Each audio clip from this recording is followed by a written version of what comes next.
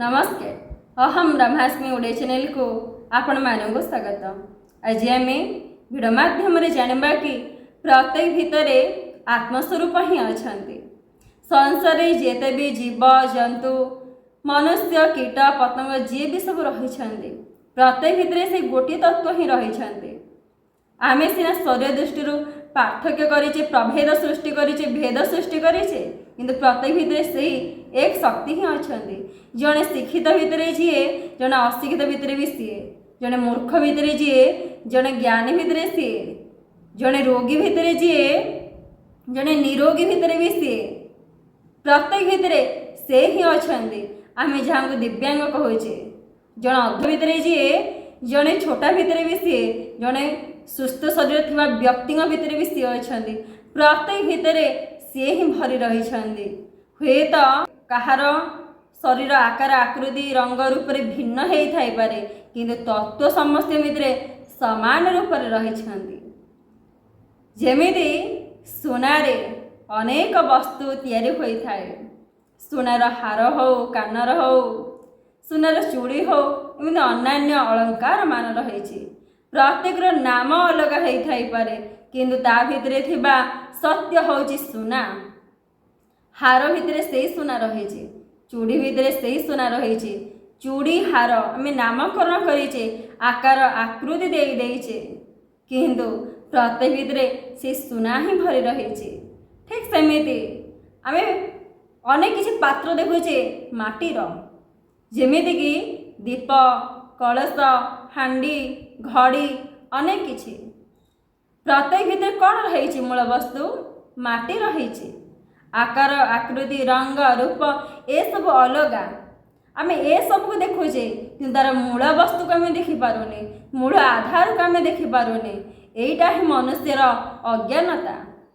ठीक सेमिति पंचभूत अनेक शरीर सृष्टि होती आकार आकृति रंग रूप में भिन्न किंतु तांको भितर थिबा शक्ति एक सही शक्ति जानिबा हउची मुक्ति मोक्ष निर्वाण मनुष्य जन्मर सार्थकता सही तत्व को जाने आमर इस चैनल प्रयास रही समस्ते निज स्वरूप को चिन्हतु स्वरूप निज को अनुभव करी संसार को स्वरूप स्तर देखु कहेंगे ना माटी सत्य दीप कलश घड़ी ये सत्य नुह सुना सत्य हार कानर ए सत्य नुह।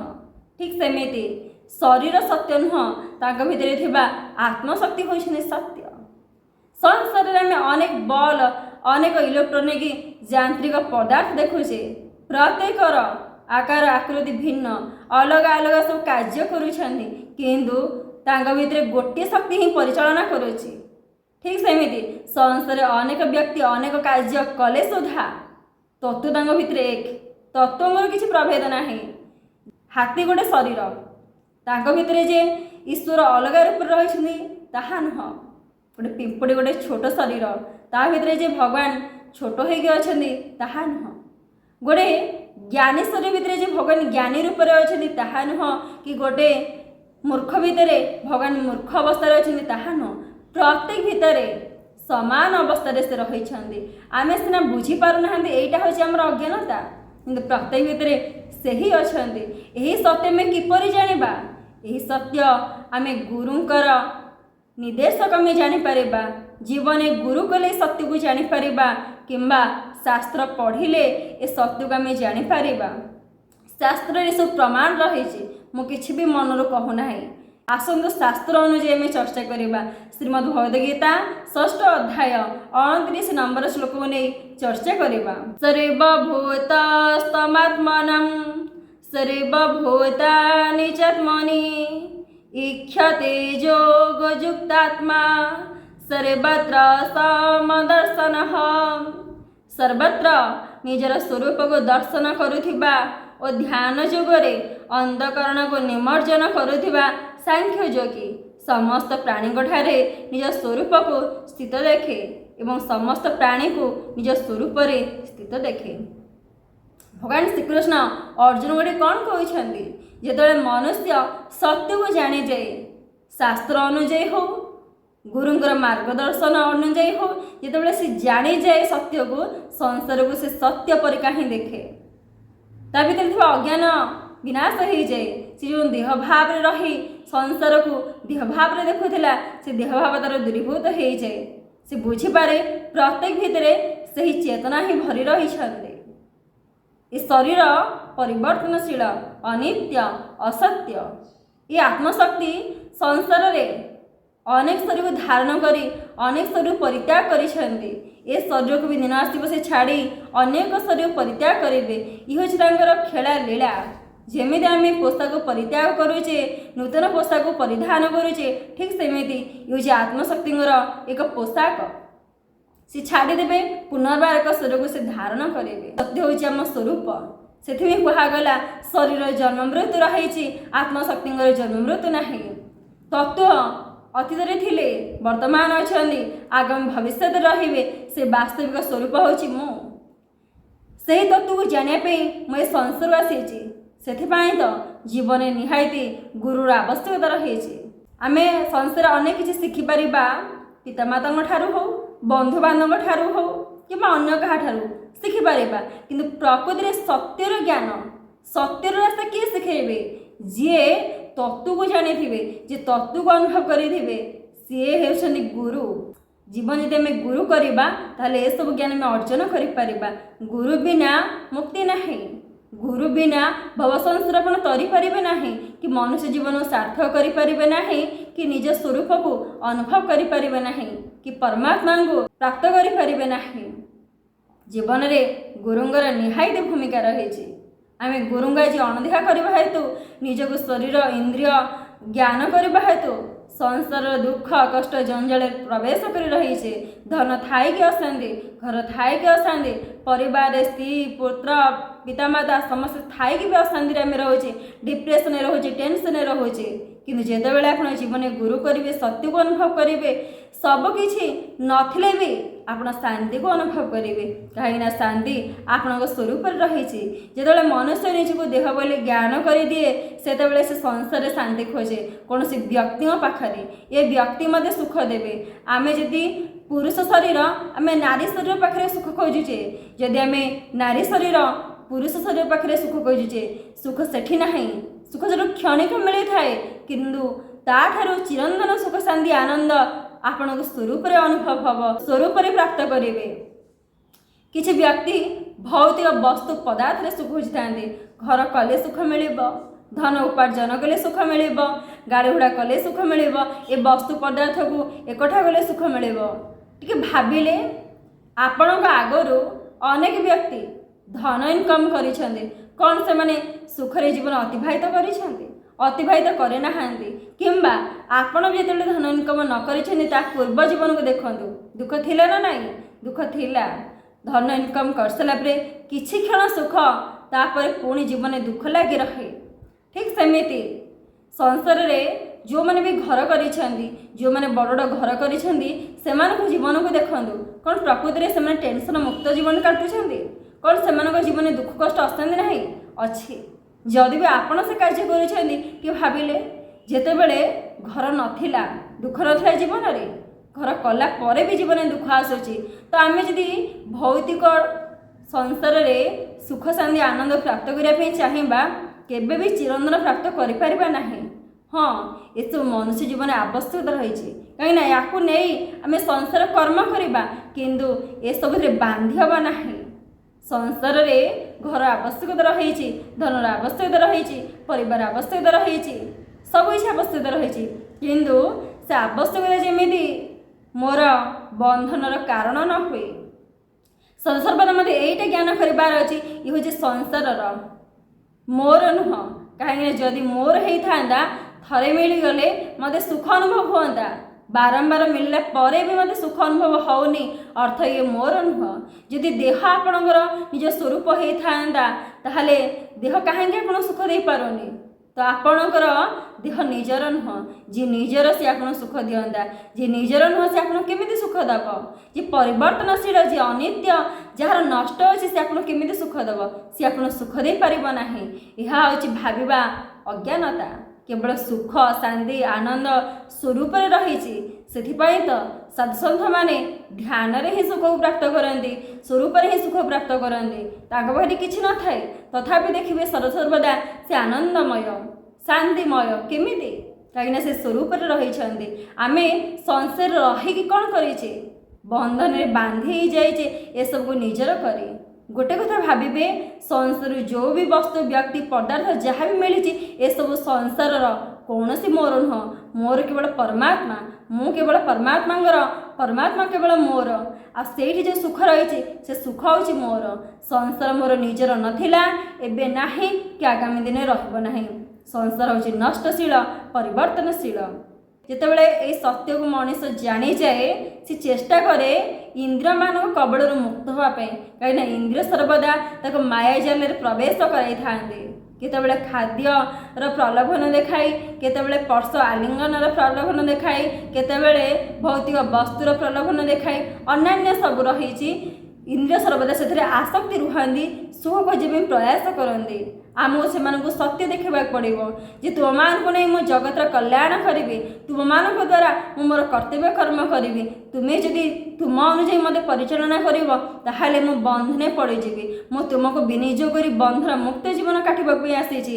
ତୁମମାନଙ୍କୁ ବିନିଯୋଗ କରି ମୁଁ ଧ୍ୟାନସ୍ଥ ଅବସ୍ଥା ଯାଇ ପରମାତ୍ମାକୁ ଅନୁଭବ କରିବା ପାଇଁ ଆସିଛି। ତୁମେ ଯଦି ମୋତେ ବନ୍ଧନରେ ବାନ୍ଧିଦେବ ତାହେଲେ ମୁଁ କିପରି ସତ୍ୟକୁ ଅନୁଭବ କରିବି? ଆମେ ସେଇଦିନଠାରୁ ପ୍ରୟାସ କରିବା ଇନ୍ଦ୍ରିୟମାନଙ୍କ କବଳରୁ ମୁକ୍ତ ହେବା ପାଇଁ। ସେଥିପାଇଁ ଧ୍ୟାନର ଆବଶ୍ୟକତା ରହିଛି। ଧ୍ୟାନ ମାଧ୍ୟମରେ ଏମାନଙ୍କୁ ଆମେ ନିୟନ୍ତ୍ରିତ କରିପାରିବା, ଏମାନଙ୍କ ପାଖରୁ ଆମେ ମୁକ୍ତ ହୋଇପାରିବା, ସତ୍ୟକୁ ଜଣାଇ ପାରିବା। ଯେତେବେଳେ ଆମେ ଧ୍ୟାନ କରିବା ମନ ସଂଯମିତ ରହିବ, ଇନ୍ଦ୍ରିୟମାନେ ସଂଯମିତ ରହିବେ, ତ ବିବେକ ଜାଗ୍ରତ ହେବ।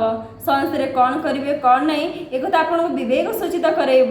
ଆପଣ ଆଜି ଇନ୍ଦ୍ରିୟ କବଳରେ ପଡ଼ିବା ଯୋଗୁଁ ମନ ଇଚ୍ଛା ଯାହା ନାହିଁ ତାହା କରିଦେଉଛନ୍ତି। କିନ୍ତୁ ଯେତେବେଳେ ଧ୍ୟାନ କରିବେ, ତତ୍ତ୍ୱରେ ରହିବେ, ବିବେକ ଆପଣଙ୍କୁ ପରିଚାଳନା କରିବ, ଆପଣ ସେତେବେଳେ ଆନନ୍ଦ ଅବସ୍ଥାରେ ରହିବେ, ପରମାନନ୍ଦକୁ ଅନୁଭବ କରିବେ।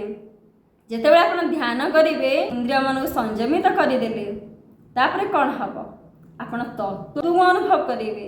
ଯେତେବେଳେ ଆପଣ ନିଜ ସ୍ୱରୂପକୁ ଅନୁଭବ କରିଦେବେ, ପରମାତ୍ମାକୁ ଅନୁଭବ କରିଦେବେ, ଆପଣ ପରମାନନ୍ଦକୁ ଅନୁଭବ କରିବେ, ସେତେବେଳେ ଆପଣ ସଂସାରକୁ ସେହି ଅବସ୍ଥାରେ ଦେଖିବେ। ସଂସାରରେ ପ୍ରତ୍ୟେକ ଭିତରେ ସେଇ ତତ୍ତ୍ୱ ହିଁ ଅଛନ୍ତି। ମୁଁ ଯେଉଁ ଶରୀର ରୂପରେ ଦେଖୁଥିଲି ସ୍ତ୍ରୀକୁ, ପୁତ୍ରକୁ, କନ୍ୟାକୁ, ପିତାମାତାଙ୍କୁ, ଏ ପ୍ରତ୍ୟେକ ଭିତରେ ସେଇ ତତ୍ତ୍ୱ ହିଁ ରହିଛନ୍ତି।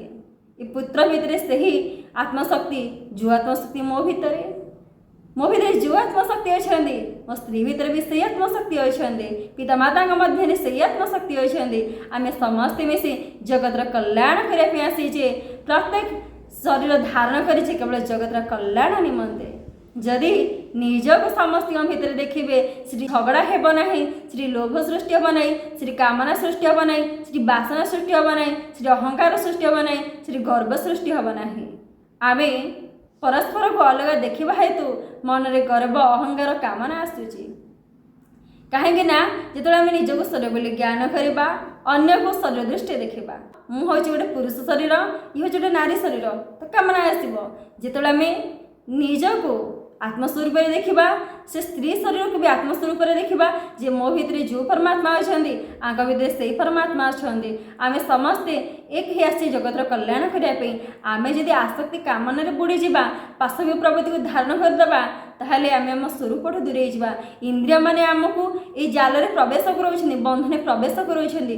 ତ ଆମେ ଇନ୍ଦ୍ରିୟମାନଙ୍କୁ ଚିହ୍ନିବା, ଇନ୍ଦ୍ରିୟମାନେ ଯେଉଁ କର୍ମରେ ନିୟୋଜିତ ହେଉଛନ୍ତି ସେମାନଙ୍କୁ କର୍ମରୁ ମୁକ୍ତ କରାଇବା, ସତ୍ୟକୁ ଜଣାଇବା।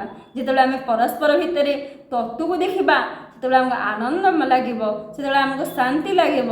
ଆମେ ଯେଉଁ ଶାନ୍ତି ସଂସାର ପ୍ରାପ୍ତ କରୁନଥିଲେ, ଏହି ତତ୍ତ୍ୱରେ ରହି, ଏହି ଅବସ୍ଥାରେ ରହି ଆମେ ଯେତେବେଳେ ସଂସାରକୁ ସେହିପରି ଦେଖିବା, ପ୍ରତ୍ୟେକ ପ୍ରାଣୀଙ୍କ ଭିତରେ ସେହିପରି ଅବସ୍ଥାକୁ ଦେଖିବା, ପରମାନନ୍ଦକୁ ଅନୁଭବ କରିବା, ପ୍ରତ୍ୟେକ ଭିତରେ ସେ ଈଶ୍ୱରକୁ ଆମେ ଅନୁଭବ କରିବା। ପ୍ରତ୍ୟେକ ଭିତରେ ସେ ହିଁ ଅଛନ୍ତି, ତାଙ୍କ ଛଡ଼ା କେହି ବି ନାହାନ୍ତି। ସତ୍ୟ ବି ଏଇଆ, ଶରୀର ଯେଉଁ କଥା କହୁଛି ଶରୀର କଥା କହୁନାହିଁ, ସେ ପରମାତ୍ମାଙ୍କ ଶକ୍ତିକୁ ବିନିଯୋଗ କରି କଥା କହୁଛି। ଯେଉଁ କାନ ଶୁଣୁଛି ସେ ସ୍ୱତଃ ଶୁଣୁନାହିଁ, ପରମାତ୍ମାଙ୍କର ଶକ୍ତିକୁ ବିନିଯୋଗ କରି ସେ ଶୁଣୁଛି। ଏ ଯାହା ବି ସବୁ ଚାଲିଛି ପରମାତ୍ମା ଶକ୍ତିକୁ ବିନିଯୋଗ କରି ଏମାନେ କର୍ମ କରୁଛନ୍ତି। ସତ୍ୟ ତ ଏଇଆ, ଯେତେବେଳେ ଶରୀର ମୃତ୍ୟୁବରଣ ହୋଇଯାଏ, ଆପଣ ଦେଖିଥାନ୍ତି ଶରୀର ଭିତରେ ସବୁକିଛି ଥାଏ। ସେଇ ଇନ୍ଦ୍ରିୟ ଥାଆନ୍ତି, ସେଇ ମନ ଥାଏ, ସବୁକିଛି ଥାଏ, ତଥାପି ଶରୀର କଥା କହିପାରେନି, କାନ ଶୁଣିପାରେନି, ଆଖି ଦେଖିପାରେନି, ଏଇ ଶରୀର ସ୍ପର୍ଶ ନେଇପାରେନି। ଅର୍ଥ କ'ଣ? ସେ ଶରୀରକୁ ସେ ଶକ୍ତି ହିଁ ବି ନିଯୋଗ କରିଥିଲେ। ସେ ଶକ୍ତି ନଥିବା ହେତୁ ଏ ଶରୀର କ'ଣ ହେଇଛି ନା ଜଡ଼ ପାଲଟି ଯାଇଛି। ଯେହେତୁ ଶକ୍ତି ହେଉଛି ଏଇଟା, ତ ସମସ୍ତଙ୍କ ଭିତରେ ଆମେ ସେହି ତତ୍ତ୍ୱ ହିଁ ଦେଖିବା। ଶରୀର କିଛି ବି କରୁନି, ସବୁକିଛି ସେ ପରମାତ୍ମାଙ୍କୁ ଆଧାର କରି କରୁଛନ୍ତି।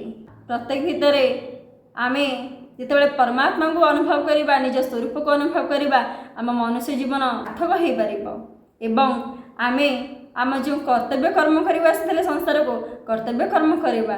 ଆଜି ଆତ୍ମସ୍ୱରୂପରେ ରହୁନାହାନ୍ତି ବୋଲି, ସତ୍ୟକୁ ଜାଣୁନାହାନ୍ତି ବୋଲି ସଂସାରରେ ଦୁର୍ନୀତି, ବ୍ୟଭିଚାର, ବଳାତ୍କାର, ଯେତେ ବି କୁକର୍ମମାନ ଚାଲିଛି, କେବଳ ଇନ୍ଦ୍ରିୟର ସୁଖରେ, ଇନ୍ଦ୍ରିୟକୁ ସଂଯମିତ ନ କରିବା ଯୋଗୁଁ, ଅଜ୍ଞାନରେ ବୁଡ଼ି ରହିବା ଯୋଗୁଁ ଏସବୁ ଚାଲିଛି। ଯେତେବେଳେ ଆମେ ଆତ୍ମସ୍ୱରୂପରେ ରହିବା, ବ୍ରହ୍ମ ସ୍ୱରୂପରେ ରହିବା, ଆମେ ଈଶ୍ୱରୀୟ ସ୍ୱରୂପରେ ରହିବା, ସେତେବେଳେ ଏସବୁରୁ ମୁକ୍ତ ହେବା। କେବଳ ଜୀବନରେ ଆନନ୍ଦ ହିଁ ଆନନ୍ଦ ଭରି ରହିବ। ରାମ ରାଜ୍ୟ କ'ଣ? ଆମେ ରାମ ରାଜ୍ୟ କାହିଁକି ଝୁରୁଛେ? ପ୍ରତ୍ୟେକ ମନୁଷ୍ୟ ନିଜକୁ ଈଶ୍ୱର ବୋଲି ସେଠି ଜ୍ଞାନ କରୁନଥିଲେ। ପ୍ରତ୍ୟେକ ମନୁଷ୍ୟ ପ୍ରତ୍ୟେକଙ୍କୁ ଈଶ୍ୱର ବୋଲି ଜ୍ଞାନ କରି ସମସ୍ତଙ୍କୁ ପରସ୍ପରର ସେବା ଦେଉଥିଲେ। ପରସ୍ପରକୁ ସେବା ଆମେ କେତେବେଳେ ଦେଇପାରିବା? ଯେତେବେଳେ ଆମେ ନିଜେ ନିଜକୁ ଚିହ୍ନିବା, ଜାଣିପାରିବା ଯେ ମୁଁ ହେଉଛି ଆତ୍ମସ୍ୱରୂପ। ସେତେବେଳେ ଆମେ ଭାବିବା ମୁଁ କୌଣସି ଶରୀର ସେବା କରୁନି, ମୁଁ ପରମାତ୍ମାଙ୍କର ସେବା କରୁଛି। ସ୍ତ୍ରୀର ସେବା କରୁନି, ପରମାତ୍ମାଙ୍କର କରୁଛି। ପୁତ୍ର କନ୍ୟାର ସେବା କରୁନି, ପରମାତ୍ମାଙ୍କ କରୁଛି। ତେଣୁ ପରମାତ୍ମା ସମସ୍ତଙ୍କ ଭିତରେ ଅଛନ୍ତି, ତ ମୁଁ ଆତ୍ମାଙ୍କର ହିଁ ସେବା କରୁଛି। ତେଣୁ ଆମେ ସମସ୍ତଙ୍କ ଭିତରେ ପରମାତ୍ମାଙ୍କୁ ଦେଖିବା, ଅର୍ଥ ନିଜକୁ ଦେଖିବା। ସେତେବେଳେ ସଂସାର ଆନନ୍ଦମୟ ହୋଇଯିବ, ସଂସାର ପରିବର୍ତ୍ତନ ହେବ। ସଂସାର ତ ସେତେବେଳେ ପରିବର୍ତ୍ତନ ହେବ ଯେତେବେଳେ ପ୍ରତ୍ୟେକ ମନୁଷ୍ୟ ନିଜ ସ୍ୱରୂପରେ ରହି ସଂସାରକୁ ସେହି ସ୍ୱରୂପରେ ଦେଖିବେ। ସ୍ୱରୂପରେ ଦେଖିଲେ ଆମ ଭିତରେ ଅହଙ୍କାର ଆସିବନି, ଗର୍ବ ଆସିବନି, ହିଂସା ଆସିବନି, କାମନା ଆସିବନି। କାମନା ତ ଏଥିପାଇଁ ଆସେ, ଗର୍ବ ଅହଙ୍କାର ତ ଏଥିପାଇଁ ଆସେ ଯେତେବେଳେ ଆମେ ନିଜଠାରୁ ଭିନ୍ନ ଦେଖନ୍ତି, ଯେତେବେଳେ ଆମେ ନିଜକୁ ଦେହ ବୋଲି ଜ୍ଞାନ କରନ୍ତି। ଦେହ ଭାବରୁ ମୁକ୍ତ ହୋଇଯାଆନ୍ତୁ, ନିଜ ସ୍ୱରୂପରେ ସ୍ଥିତ ରୁହନ୍ତୁ, ସଂସାରକୁ ସେହି ସ୍ୱରୂପରେ ଅନୁଭବ କରନ୍ତୁ ଏବଂ ଯେଉଁ ସ୍ୱରୂପରେ ଆନନ୍ଦ ରହିଛି ସେ ଆନନ୍ଦକୁ ଅନୁଭବ କରି ନିଜର ଏ ମୂଲ୍ୟବାନ ଜୀବନକୁ ଆପଣ ସାର୍ଥକ କରନ୍ତୁ।